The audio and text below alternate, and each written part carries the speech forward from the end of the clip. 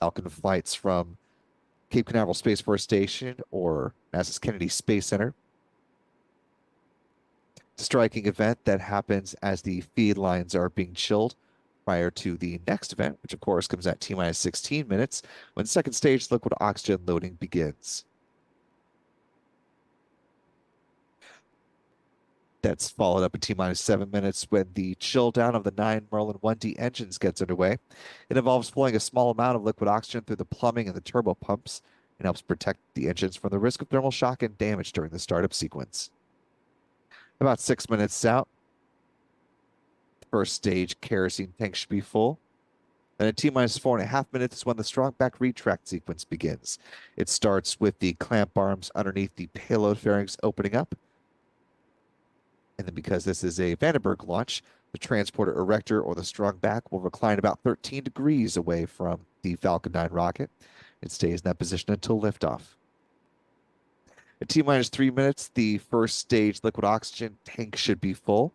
That's followed about a minute or so later by the second stage LOX tank load completing. At that point, the Falcon 9 will be fully fueled with 1 million pounds of propellant. In the final 60 seconds, control of the countdown is handed over from the ground sequencer to the Falcon 9's onboard flight computers. The propellant tanks are brought up to flight pressure. 45 seconds out, the launch director will verify go for launch. The engine ignition command is issued at T-minus 3 seconds. And if all 9 engines ignite and are healthy, the flight computer will give the command for the hold down clamps to release the Falcon 9 for liftoff. Tonight, again, targeting 7:30 p.m. Pacific, 10:30 p.m. Eastern, 02:30 UTC. In other words, T-minus 20 minutes and 23 seconds.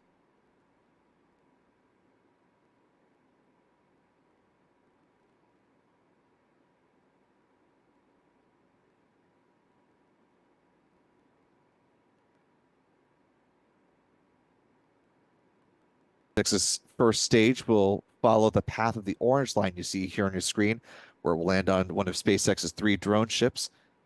The only one they have currently on the West Coast is the drone ship. Of course, I Still Love You.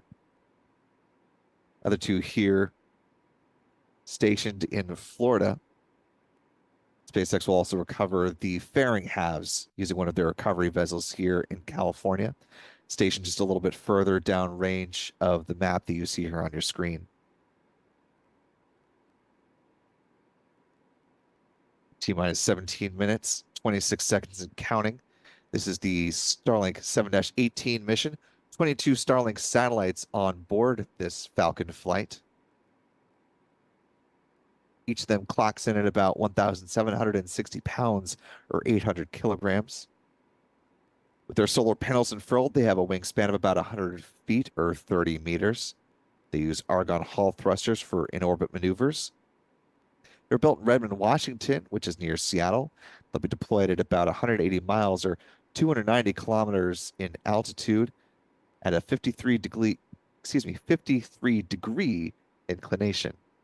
The photo you're seeing on the left-hand side of your screen is a stack of them in their launch configuration prior to an earlier Falcon flight. And while we don't have a good photo of them on orbit from SpaceX, either in photorealism or rendering, this is an image from HEO Robotics that was captured last year from one of its satellites, showing what a Starlink V2 Mini looks like on orbit. Of course, they're called the V2 Minis because they're the smaller version of the version 2 Starlink satellites, which are intended to launch on board SpaceX's much larger Starship rocket. As we saw with the 3rd integrated flight test, SpaceX has begun testing the payload door, what it calls the PEZ dispenser. Sounds like there will not be Starlink payloads on board the 4th integrated test flight of Starship. But of course, eventually they'll start testing that capability. TBD, though, if they're going to call those, once they start launching version 2 Starlinks, or if they'll call them version 3, since so many of the V2 minis have launched at this point.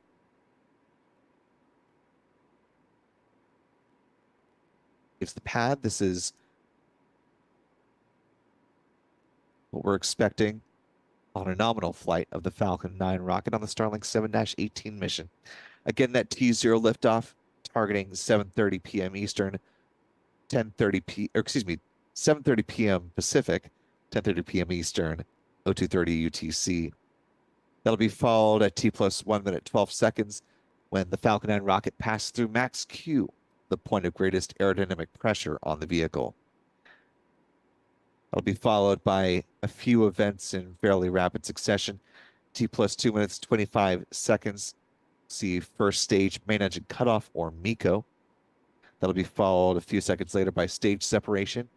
And then the Merlin vacuum engine on the Falcon 9 second stage will ignite for second stage engine ignition, or SES-1. The payload fairings will be jettisoned at T plus 3 minutes and 5 seconds, floating down to the waters of the Pacific Ocean underneath parachutes, where again they will be recovered by SpaceX, assessed for their viability for future launches, and then refurbished to support those. SpaceX saves about $6 million per recovery, so it's an important part of their business model to, as much as possible, recover and refurbish those payload fairings, along with the booster, of course. T plus 6 minutes and 8 seconds will be the first stage entry burn, lasting 26 seconds in total. It'll be followed up by the first stage landing burn, making its way down toward the drone ship. Of course, I Still Love You. T plus 7 minutes and 56 seconds. Touchdown should be right about 8 minutes and 19 seconds into the flight. In T plus 8 minutes and 37 seconds, the Merlin vacuum engine on the second stage will cease firing. Following the parking orbit insertion and remaining in that coast phase, it'll reignite that Merlin vacuum engine, that is, at T plus 53 minutes and 24 seconds for a quick 2-second burn, setting up for Starlink satellite deployment at T plus 1 hour, 2 minutes, and 18 seconds. Now, if you've been with us for a previous Starlink mission, you Starlink satellites themselves, but here's an image, or a video, I should say, of what deployment looks like from an October launch from last year. You can see the stack of Starlink V2 minis drifting away from the Falcon 9 upper stage, which you see there in the reflection. As the stack drifts away, you'll see another angle on the Starlink V2 minis in just a moment here. From the perspective of the Merlin vacuum engine, there it is. Over time, the Starlink V2 minis will drift apart and go into their respective orbital positions. Part of SpaceX's work towards not adding orbital debris is that the Starlink satellites are designed to burn up completely upon re-entry. So once they have reached the end of their life usefulness, they'll be brought back and deorbited in a controlled manner where they will burn up.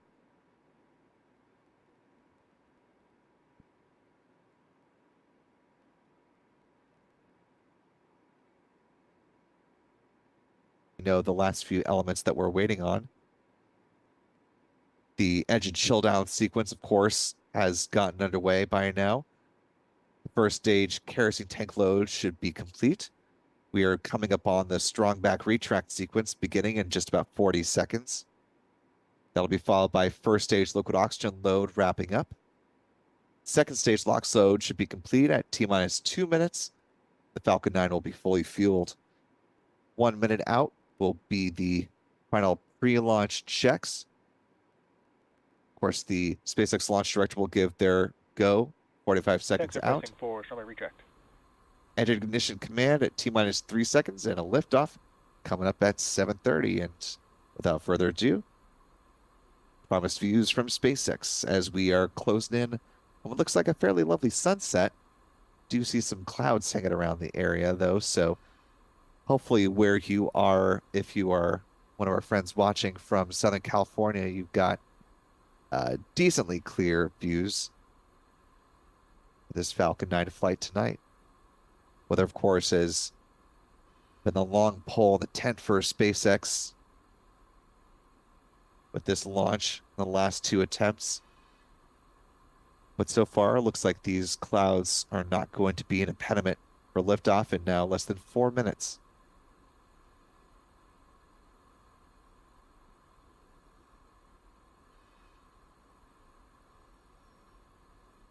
Drawback is retracting. There you hear that call out, and you see the transporter erector or the strong back beginning to recline away from the Falcon 9 rocket here at Space Launch Complex 4 East.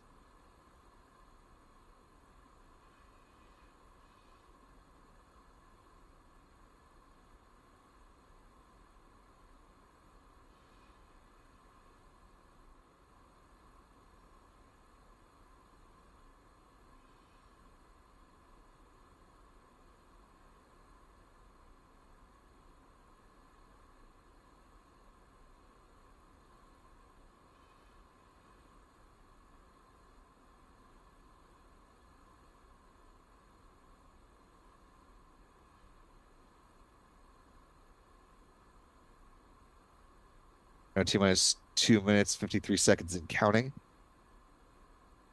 I want to squeeze in just a couple more comments before we get into the last minute of the count. Welcome to new channel member, Mike Mahoney. Joining us at a later level. Really appreciate that, Mike. Butterfly asking if SpaceX has ever launched 3 times in one day. We believe there's been at least one, if not 2 times within 24 hours that they've launched 3 missions, from our recollection. Eric Scaramuza with a $2 super chat saying, watching from Nashville. Thank you for your great stream. Thank you, Erica, for supporting us. Mike Mahoney with a $5 super chat, joining in from Kensington, New Hampshire, to infinity and beyond. So we're now closing on the final 2 minutes of the count.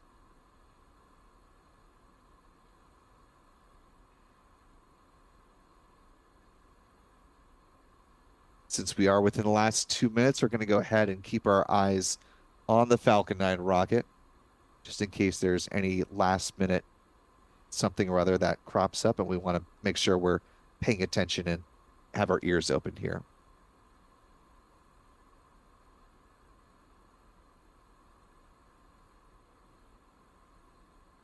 Stage 2, lock load complete. And with that call, the Falcon 9 is now fully fueled with 1 million pounds of propellant and is less than a minute and a half away from the launch of the Starlink 7-18 mission. Gas close out.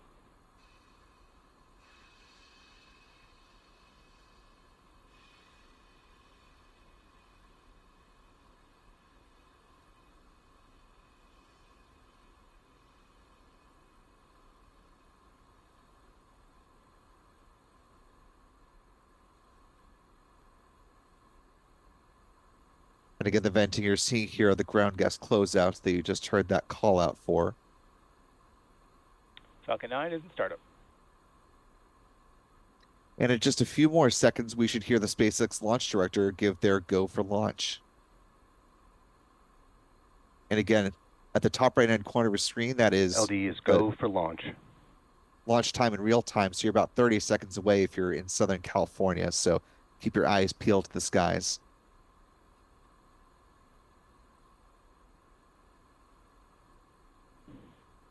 T-minus 30 seconds. And we are under 30 seconds now from the SpaceX count, just over 10 seconds in real time. So we're going to go ahead and listen in as SpaceX counts off the launch of the Starlink 7-18 mission. T-minus 10, 9, 8, 7, 6, 5, 4, 3, 2, 1, ignition. And liftoff of Falcon 9. Go Starlink, go SpaceX.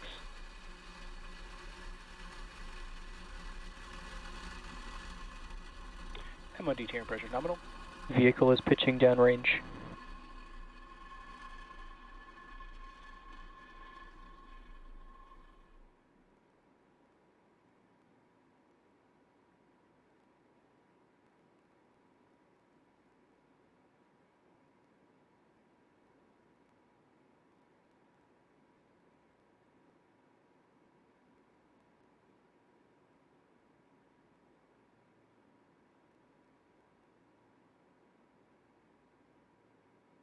Power and telemetry nominal.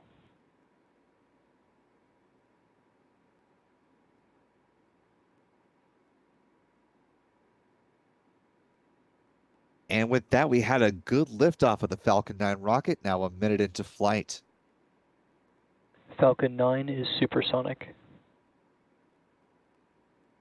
That call, the vehicle is now traveling faster than the speed of sound. After 3 scrubs, Max Q. no fooling, we are past max Q, that point of greatest aerodynamic pressure on the vehicle. Coming upon a few events in, again, rapid succession, we'll have first stage main engine cutoff, or MECO, at T plus 2 minutes and 25 seconds. That'll be followed a few seconds later by stage separation. The Merlin vacuum engine will ignite, and then a little after 3 minutes into flight, payload fairings will deploy. And vac chilling in for ignition. The call for MVAC chill, they are thermally conditioning that Merlin vacuum engine, preparing it for ignition. And a nice view of the curve of the Earth just off the left-hand side of the screen.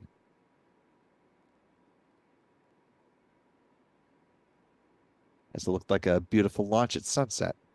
Hopefully some folks in Southern California got treated to a nice view tonight.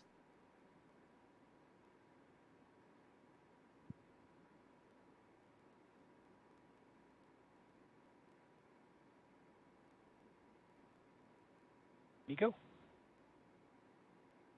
Stage separation confirmed.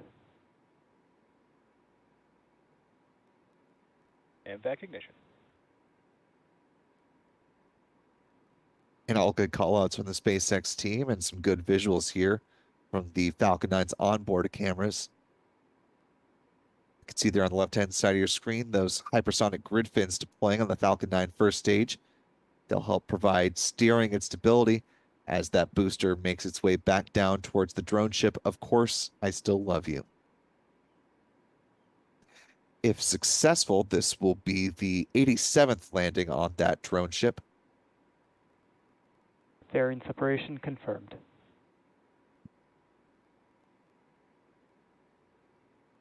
And those Starlink satellites exposed to the vacuum of space now for the first time on this mission. Now coming up on 3.5 minutes into flight.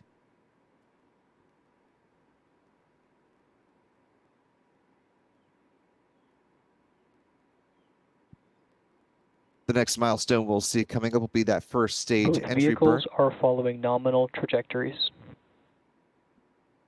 And a good call out from SpaceX that both the booster and the upper stage following their intended paths. Those bursts you're seeing from the Falcon 9 first stage are the cold gas thrusters, helping to provide some attitude control for the vehicle. Here a little over 4 minutes into flight, less than 2 minutes away from the start of that 20-something second entry burn.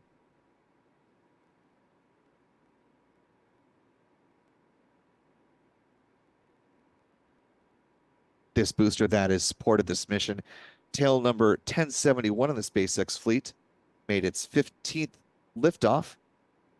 We'll see if it's able to make its 15th landing today.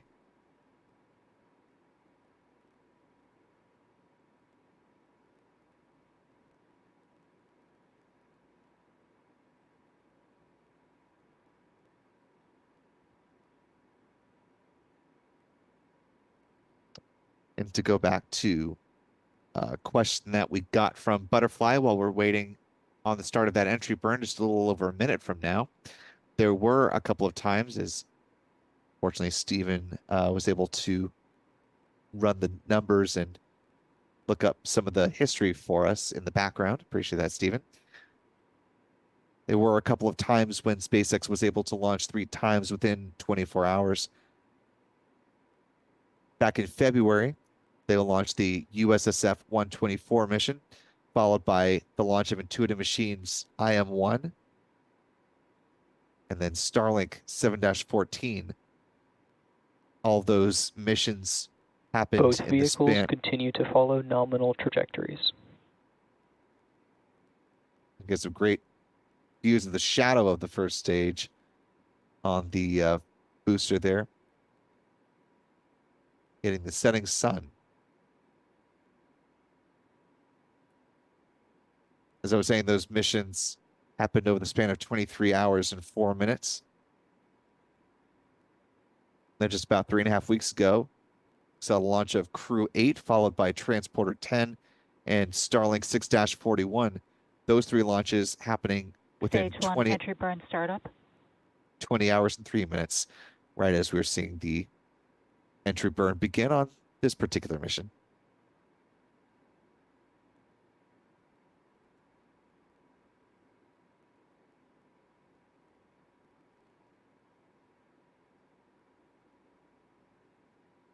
This burn lasted just a little over 20 seconds. But you can see the Falcon 9 first stage speedometer Stage 1 entry burn shutdown. has plummeted rapidly as the booster was essentially slamming on the brakes, Stage making 1 its way FPS has safed. down towards the drone ship, of course, is still Levue.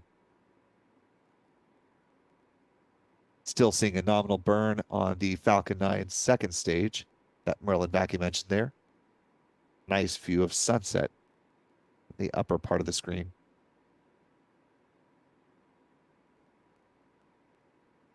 And with a fair amount of daylight there in the Pacific Ocean, we should see some nice views of the booster making its way down towards the drone ship. Stage 2 FTS has safed. Stage 1 transonic.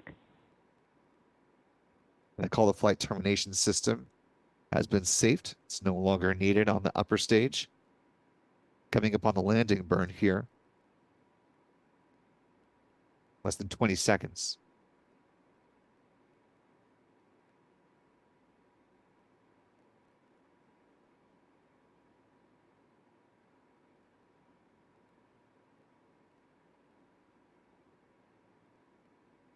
Stage 1 landing burn. Stage 2 is in terminal guidance. Some good callouts. We should see views from the drone ship coming up on the right-hand side of your screen momentarily. Stage 1 landing leg deploy.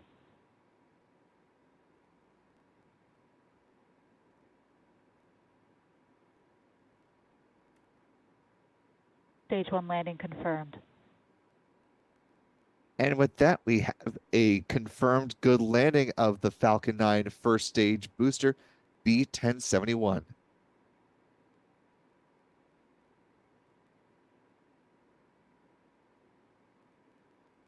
And vac shutdown.